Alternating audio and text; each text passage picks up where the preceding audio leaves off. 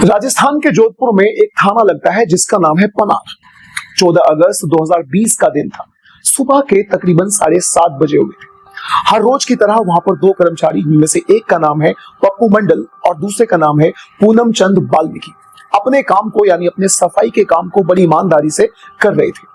तो उनमें से एक नाले की सफाई कर रहा था और नाले की सफाई करते करते उनका फावड़ा किसी भारी सी सामान में यानी किसी भारी से सामान में अटक जाता है। वो दोनों बहुत ज्यादा परेशान होते हैं उस भारी से सामान को निकालने के लिए, लेकिन बाद में अपने फावड़े से वो सामान को निकाल लेते हैं। तो वो देखते हैं कि एक बड़ी सी पॉलिथीन है और उस बड़ी सी पॉलिथीन के अंदर और भी छोटी छोटी पॉलिथीन की कई सारी थैलियां हैं। आउट ऑफ क्यूरियोसिटी यानी जिज्ञासा में आकर वो दोनों उन पॉलिथीन को खोलना शुरू करते हैं। जैसे उस बड़ी सी पॉलिथीन में से छोटी सी पॉलिथीन को वो लोग निकालते हैं तो उनके होश उड़ जाते हैं, क्योंकि पॉलिथीन के अंदर कुछ और नहीं था बल्कि इंसानी मीट था। पहली पॉलिथीन में उनके हाथ में एक व्यक्ति का हाथ आता है, दूसरी पॉलिथीन में पैर आता है, तो तीसरी पॉलिथीन में शरीर के और भी कई सारे हिस्से उनके सामने आते हैं। इस मंजर को देखकर उनकी हालत खराब हो जाती है। वो बहुत ज्यादा सिहर उठते हैं, उनके शरीर कांपने लग जाते हैं। उनकी इस हालत को देखकर आजू बाजू के और भी कई सारे लोग वहां पर इकट्ठा हो जाते हैं। और जब उन सभी लोगों ने इस मंजर को देखा, उस पॉलिथीन को देखा, उस पॉलिथीन के अंदर इंसानी हाथ और पैर और शरीर के कटे हुए और भी कई सारे टुकड़ों को देखा, तो उन सभी के होश उड़ गए। लोगों में हड़कंप मच गया। ये बात देखते ही देखते पूरे पनार में पूरी तरह से फैल चुकी थी। अब कुछ लोगों ने पुलिस वालों को इन्फॉर्म करा। पुलिस वाले मौके पर पहुंच जाते हैं और सबसे शुरुआत में पप्पू मंडल से और पूनम चंद बाल्मीकि से बातचीत करते हैं। इसी के साथ साथ उस पॉलिथीन के टुकड़ों को यानी उस पॉलिथीन के अंदर जो मीट था, इंसानी मांस था, उन टुकड़ों को फोरेंसिक लैब में पहचान करवाने के लिए भिजवा देते हैं। पूछताछ करने के बाद पुलिस के सामने एक चुनौती थी, एक चैलेंज था, इस बात का पता लगाना कि वो जो उनके सामने हाथ पैर हैं वो किसके हैं। इस बात को कंफर्म कराने के लिए पुलिस वाले आजू बाजू के जितने भी थाने थे, हर थाने में जितनी भी मिसिंग रिपोर्ट थी उनका डेटा निकलवाना शुरू कर देते हैं। 1 से लेकर 2-3 दिन निकल जाते हैं, लेकिन पुलिस वालों को अपने इस काम में कोई भी कामयाबी नहीं मिलती। पुलिस अपने हिसाब से काम कर रही थी कि एक पुलिस वाले की नजर पॉलिथीन पर पड़े हुए एक एड्रेस पर पड़ती है, जो यहाँ से तकरीबन 40 किलोमीटर दूर मेरता सिटी में एक दुकान का एड्रेस था। पुलिस वाले उस तरफ काम करना चाहते थे, मेरता सिटी में जाकर उस दुकानदार से मिलकर कुछ बातचीत करना चाहते थे। लेकिन इसी बीच पुलिस वालों के पास एक थाने से एक कॉल आती है। पुलिस वालों को पता चलता है कि यहाँ से 40 किलोमीटर दूर एक सिटी नागौर, और उसी नागौर में पड़ने वाली एक जगह मेरता, और उसी मेरता में एक गांव है जिसका नाम है खाखड़ गांव। उसी गांव में से सुशील जाट नाम का एक व्यक्ति गायब है और उसके मिसिंग होने की रिपोर्ट भी थाने में दर्ज कराई गई थी। अब पुलिस वालों को पता चल चुका था एक व्यक्ति के बारे में। पुलिस वाले अपनी पूरी खोजबीन को इसी दिशा में मोड़ देते हैं। अब पुलिस वालों ने उस मिसिंग व्यक्ति के हिसाब से काम करना शुरू कर दिया, जिसका नाम था चरण सिंह उर्फ सुशील जाट। राजस्थान सरकार के साथ ही कृषि विभाग में सरकारी नौकरी पर कार्यरत थे, यानी सरकारी नौकरी किया करते थे, लेकिन वो गायब थे। अब पुलिस वालों ने उसी के हिसाब से बातचीत करना शुरू कर दिया। पुलिस वालों ने सबसे पहले उसके गांव खाखर से उसके गांव वालों को बुलाया। गांव वालों का और सुशील का डीएनए टेस्ट कराया गया। गांव वालों का और सुशील का डीएनए टेस्ट कराया गया और डीएनए टेस्ट मैच हो जाता है। अब पुलिस वालों को पता ये चल चुका था कि जिसके उन्होंने हाथ पैरों को देखा था, जिसके हाथ पैर और शरीर के कई सारे हिस्से पुलिस वालों को नाले से बरामद हुए थे, अब उनको पता चल चुका था कि वो व्यक्ति कौन था। उस व्यक्ति का नाम था चरण सिंह और सुशील जाट। अब पुलिस वालों ने सबसे पहले चरण सिंह के फोन की डिटेल्स को निकालना शुरू कर दिया, तो पता चलता है कि उसको लास्ट कॉल उसकी वाइफ सीमा ने ही करी थी। अब पुलिस वाले सीधा सीधा बिना किसी भी अंदाज का टाइम बर्बाद करते हुए सीधा सीमा के पास पहुंच जाते हैं। अब बारी थी सीमा से पूछताछ करने की। सीमा के बातचीत करने के अंदाज को देखकर, उसकी मासूमियत को देखकर पुलिस वालों को सीमा पर जो शक था, जो वो उससे बातचीत करना चाहते थे, उनका पूरा शक पूरी तरह से दूर हो गया, क्योंकि सीमा बहुत ज्यादा मासूम थी और एक एक सवाल का जवाब बहुत ज्यादा मासूमियत से दे रही थी। लेकिन पुलिस वालों को उसके बातचीत करने के अंदाज से हल्का सा शक होता है। अब पुलिस वाले उसे अपनी बातों में उलझाने की कोशिश करते हैं और बहुत ज्यादा टाइम ना गवाते हुए सीमा उनकी बातों में फंस जाती है और बहुत जल्दी कबूल कर लेती है कि उसी ने अपने पति को मरवाया है। लेकिन अपने पति का मर्डर करने के पीछे की वजह और उसके मर्डर करने के तरीके को जब आप लोग भी सुनेंगे तो आप भी कांप जाएंगे। असल में उसने अपने पति को इस गंदे अंदाज में मारा, इतनी दर्दनाक मौत दी कि उसे कोई सोच भी नहीं सकता। सीमा और चरण सिंह की शादी 2013 में हुई थी। शादी के बाद दोनों का गोड़ा नहीं हुआ था। राजस्थान में ये एक तरह की प्रथा है कि जब तक गोड़ा नहीं होता तब तक पति पत्नी एक दूसरे के साथ बिल्कुल उसी अंदाज में, जिस अंदाज में एक पति पत्नी रहा करते हैं, वो लोग नहीं रह सकते। अब चरण सिंह सीमा पर बार बार इसी बात का दबाव डाल रहा था। वो उससे कह रहा था कि जब हमारी शादी हो ही चुकी है और अब हमारी शादी को 1-2 नहीं बल्कि पूरे 7 साल हो चुके हैं, अब हमें अपनी मैरिड लाइफ को उसी अंदाज में जीना चाहिए जिस अंदाज में लोग अपनी मैरिड लाइफ को जीते हैं।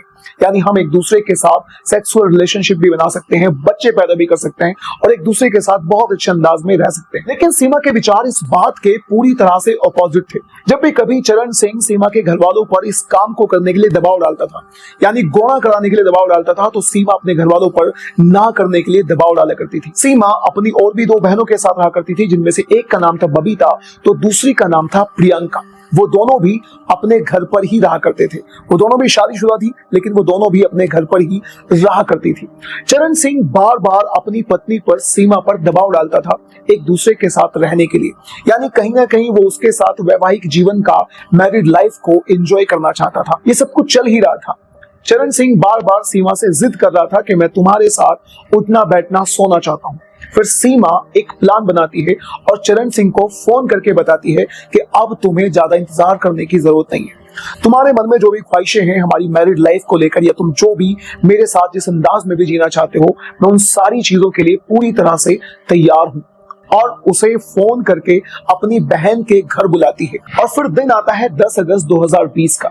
10 अगस्त 2020 को सीमा चरण सिंह को फोन करती है और उससे बोलती है कि बनार में स्थित मेरी बहन के मकान पर तुम आ जाओ और फिर तुम्हें जो भी मेरे साथ करना है तुम वो सब कर सकते हो। जो भी अपनी ख्वाहिशें तुम्हें मेरे साथ करनी है वो सारी ख्वाहिशें तुम मेरे साथ पूरी कर सकते हो। उधर चरण सिंह बहुत ज्यादा खुश हो जाता है और सुबह सुबह अपनी बाइक लेकर अपनी बाइक से बनार पर सीमा की बहन के घर पर पहुंच जाता है, यानी अपनी साली के घर पहुंच जाता है।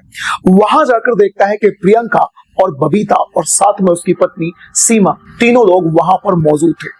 वहां जाकर बैठ जाता है, तीनों से बातचीत करता है। वो तीनों बहनें बहुत ज्यादा खुश थी और चरण सिंह की ख्वाहिशें पूरी होने वाली थी, तो चरण सिंह भी आज बहुत ज्यादा खुश था। इसी खुशी में वो लोग शराब पीते हैं, एक दूसरे के साथ शराब पीते हैं, डांस करते हैं और मौज मस्ती करते हैं।